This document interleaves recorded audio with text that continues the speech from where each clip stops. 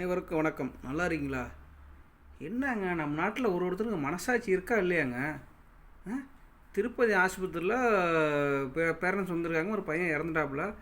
அந்த பையனை வீட்டுக்கு கொண்டு போகிறதுக்கு ஆம்புலன்ஸில் 20,000 கேட்டிருக்காங்க.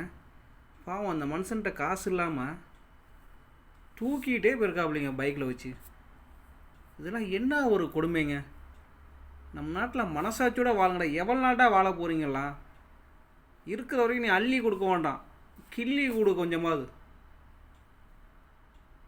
அள்ளி கொடுக்க வேண்டாம்டா, கிள்ளி கொடுறா. கிள்ளி கொடுக்காட்டினாலும் பிரச்சனை இல்லை, உன்னால் இருக்கிறத கொடு. என்னங்கடா வாழ்க்கை? என்னடா வாழ்ந்துனீங்களா? என்ன நீங்களாம் காசு வச்சு நாளைக்கு காசு இங்கே போகிறீங்க? ஏடா செத்து போயிட்டா ஒன்றே தூக்கம் 4 பேர் வேண்டாம். ஆனால் காசு இருந்தால் தான் எதையும் செய்யலாம். இல்லைலாம் சொல்லலை. அடுத்தவனுக்கு மனசாட்சியோடு நடந்துங்கடா.